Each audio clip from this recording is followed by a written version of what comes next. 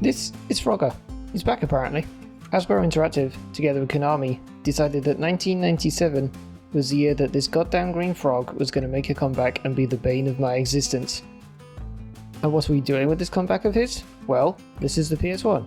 So of course we're ditching the 2D sprites and throwing Frogger into the wonderful world of 3D and giving him superpowers. No, seriously, he has superpowers. Oh, and apparently also making this game so goddamn difficult that I feel like I'm trying to beat the final boss of Dark Souls rather than playing a kid's game. I presume this was meant to be a kid's game anyway. As you can see, this is the ugly greatest hits version, which means a giant green rectangle and an eyesore in the collection pile. At least the green matches our little Frogger guy. How forward thinking.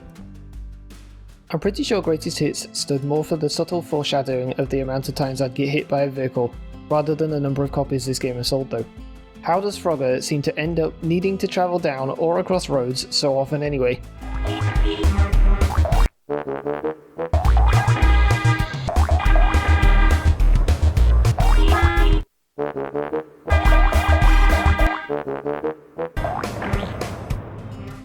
Wait, revived and rebuilt? Did he just straight up die at the end of the original arcade version of this game? And what do you mean rebuilt? Do we have a Robo-Frog on our hands here?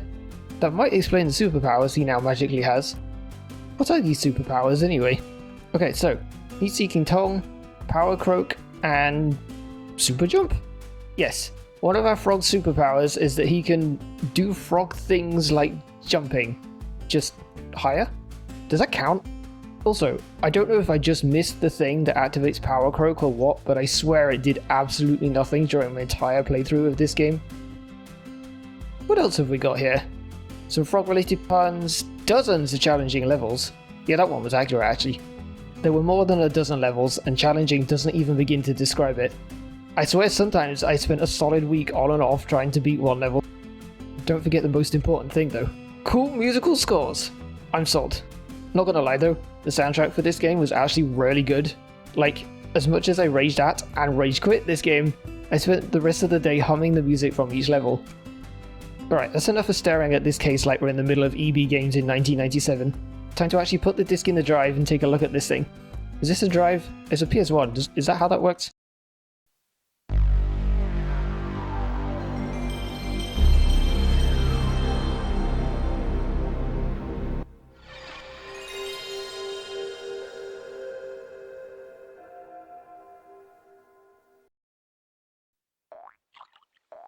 The main menu is creative. A frog, some water, and some lily pads.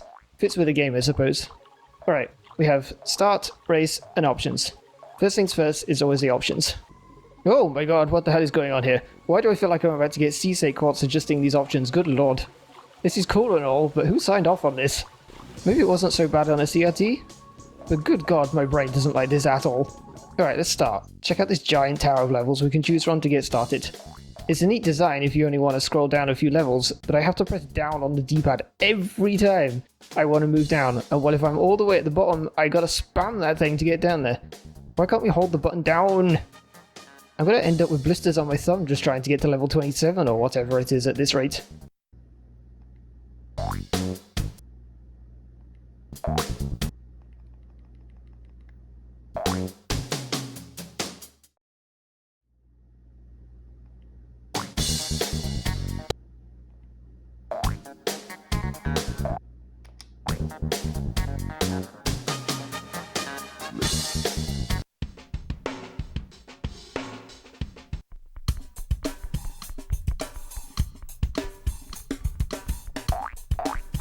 Fuck! Anyway, the logical place to start is obviously the retro level world. Everyone that's played Frogger knows this level. The premise is simple. I jump across the road, jump across the river, and collect all 5 of the baby frogs at the end of the course. All within the time limit, which is thankfully reset when you collect a baby frog. You get 3 attempts or lives to do all of this, and obviously getting run over or falling in the river would lose a life. Which, by the way, I'm a frog. Why the hell can Frogger not swim? If you lose all 3 of your lives before you get to the 5 baby frogs, then it's game over and back to level select you go. No try again option here, just the entire main menu and level select screen to navigate again. The first few levels are pretty straightforward, just a variation of this original level and not too difficult to complete. Once we get to the 3rd level though, oh my god. It was around here where I slowly began to realise that I wasn't playing a cute frog game for kids. This thing was actually serious and why I spent so much time raging at this game. This goddamn frog and his stupid froggy face. I genuinely think it took me a few days to get through level 3 to 5. They were that annoying and difficult. Maybe it's because I'm old and don't have reaction times anymore, but it felt like I just couldn't find a pattern in the traffic or the logs or anything really. To top it all off, I'm pretty sure the timer for everything is global, so there's no consistency when you start a level as to where cars, logs, turtles, or anything is going to be. Across this entire game, I could not tell you how much time I wasted just because the cycle of a slower log didn't match up with the cycle of a faster thing in front of it that I needed to jump onto. At some point in Lilypad World, I distinctly remember I only had one frog left to get with a good chunk of lives remaining, and I wasted all 3 of them for running out of time just because the cycles for stuff wouldn't line up at all. Like, I really have no idea what I could have done differently to not waste those lives. So frustrating. I was just sat there doing my best Frogger Simulator impression. Sat on the edge of the platform, staring at the water, waiting for a 3-lane cycle to all line up neatly whilst croaking. It felt like the game was just looking at me and shrugging like, yeah, sorry bud, just screwed this run. Better luck next time, I guess.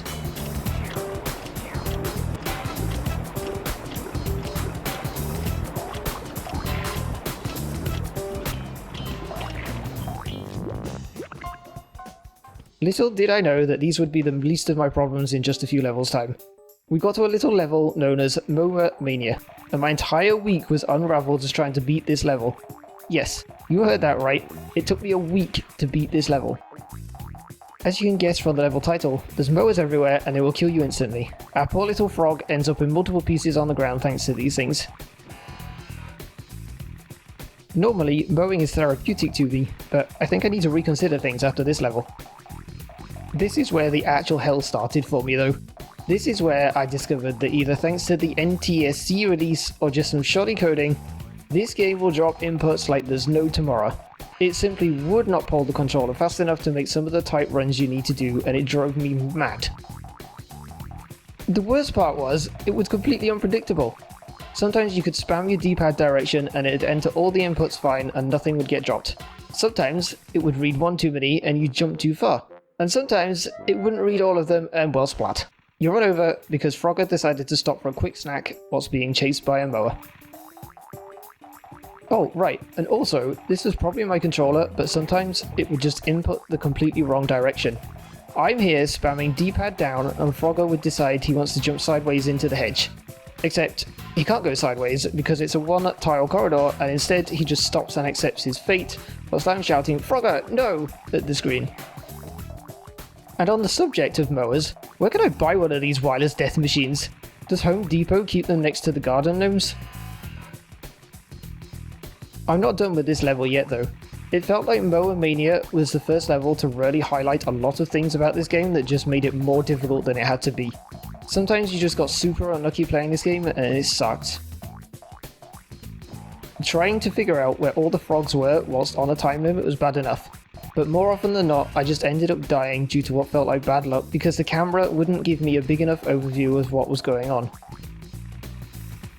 I get that this was probably done on purpose as that's how it was in the original game, but come on, we're now in a 3D world, we've got walls in the way, we can't see over them or through them or whatever. For those of you that haven't played this game, you do have control over the camera, but that control might as well not exist. All you can do is use the shoulder buttons, L2 and R2, to rotate the camera around you in fixed 90-degree increments. So sometimes, no matter how hard you tried, you just couldn't figure out where in the cycle a mower was because you couldn't see the end of its path. After a lot of trial and error over multiple days, I did at least manage to figure out the safe spots between a visible hazard and these magical off-screen mowers, but I feel like that's not something that I should have to figure out. It didn't really feel all that rewarding to find a safe spot, it was more like, phew, okay, we can no, never mind, timer is already down to 10 seconds to go. Honestly, at my age, I don't have the time or patience to try and figure out all of these safe spots, but god damn it, I'm stubborn and wanted to finish this game. Do you know how much time I spent staring at the game over and then the main menu screen and then the level select screen, trying to beat Mower Mania and the rest of the Lilypad world? Honestly, no, I don't either, but I can tell you for a fact it was probably at least 10 times longer than the high scores board for this entire world would suggest. 2 minutes to beat this level? More like 2 days. Once you finally complete Mower Mania and some more difficult variants of the earlier Lily World levels though, the devs were kind enough to at least give you a bit of respite. All of a sudden, they come along with a bizarrely out of place super easy level. Yep, you heard that right. After many levels and hours, maybe actually days of frustration, we get to a super easy level. For the first time in a very long time, there wasn't any crazy hazard on a timer, no floating objects not lining up, no having to sit and wait for cycles to line up. Just run across a bridge and all of the frogs are nicely lined up for you if you can outrun the bees, which 90% of the time you could. Somehow, I found it even easier than the first level. I was done with it in like 5 minutes probably. Obviously they took all of that away in the next level, Canopy Capers, but I didn't mind. I actually really enjoyed this level. It felt like this was the first level where the devs realized they were actually working in 3D for the first time. The actual level looked great with the fall colors, trees, pretty colored birds, despite them being enemies, and some really great vertical options in the gameplay. Sure, you had to sit around for a ride on the back of an owl sometimes, but I didn't encounter any crazy time wasting from waiting on cycles to line up perfectly. I cannot overstate how refreshing these two levels were. It was like a completely different game, and I actually kind of started to look past a lot of the issues that Mower Mania threw in my face just a few levels ago. The game really opened up at this point for me. It was like they finally figured out what actually makes Frogger fun now that it's made the leap to 3D. Ha, leap. That wasn't intended. To name a few levels, we had Scorching Switches, which, you guessed it, involves switches. Jump around and turn some switches on or off to turn moving platforms on or off. Then we had Platform Madness, where I absolutely adored the verticality that was on display with the level design here. The enemy of this level was the floor collapsing below you when you stood on it for too long and not coming back, which kinda sucked if you got yourself into a corner. You ended up in a bit of a, well, I guess I'll just die situation. Despite that though, doing the pathfinding vertically made for an interesting puzzle to solve. Lava Crush was next, and again there weren't any enemies in this one. It was just some good old fashioned platforming where you felt like you were in control of what was going to screw you over. It was a fairly small level if you don't count the final frog, just 2 routes to take and each of those then branched off slightly. The final frog on this level made really good use of the time fly pickups, but even then it was tight. It took me 1 minute and 4 seconds to get the final frog, and you start the level with 1 minute. After that, we had a level in the pitch black where you had to navigate a maze of sorts in the dark, illuminated by a firefly. I would say it's very Crash Bandicoot-like, but with this releasing in 1997, I'm not sure if that mechanic had made it into that series yet. It's been smooth sailing for an awful lot of levels in a row now. They finally figured out how to make Frogger fun, and I'm enjoying this game a lot.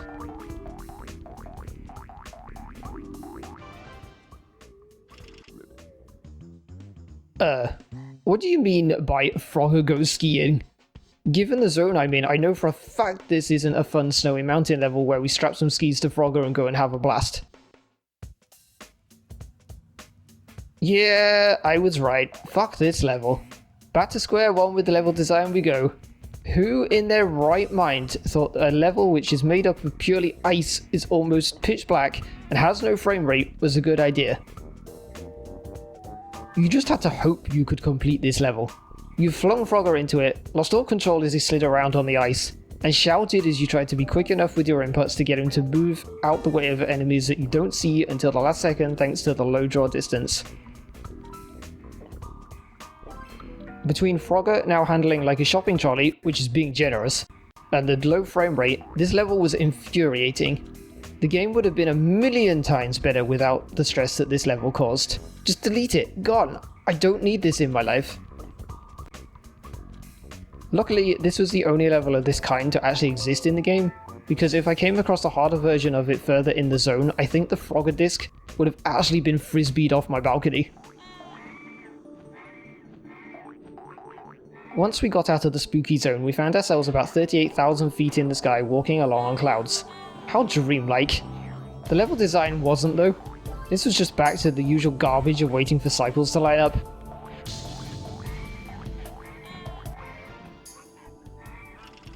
Actually, I may have overreacted there. Apologies. Turns out this level at least wasn't so bad once I figured out that I can use the small birds as platforms to get around the place. Turns out, it was super easy. Time Flies was next. Yeah, it sure does. This level was really weird. Honestly, I'm still not entirely sure I get it now, and it's been 2 months at least. Basically, you navigate through a weird maze, pick up some time flies, see what they did there, and then... Okay, this is where it gets weird. So, you pop a balloon and a flock of geese come. The first few times it's like, okay cool, now what? Anyway, turns out you're meant to jump on the flock of geese, but that didn't work consistently. I was able to do it 1 in 10 times maybe. I still don't know the best way to do it, and if I go back to this level now, I don't think I'd actually be able to beat it. As you can see from this footage, which I recorded a month or so after originally beating this level, I definitely still don't understand what I'm meant to be doing to get on those geese consistently. Anyway, the actual level was after a long spiraling ride on the back of these geese. Once time ticked down, you ate more flies, and I got motion sickness from spinning around in circles for like 45 seconds straight. Thank God the rest of this level was easy. After that, we had a repeat level with some tweaks, and then a level that made me rage quit the game for like a solid month. Air Show Antics. You had to ride planes around the level looking for frogs or cloud platforms, sometimes both. Sometimes frogs were on the cloud platforms, sometimes they were across cloud platforms and then across some balloons.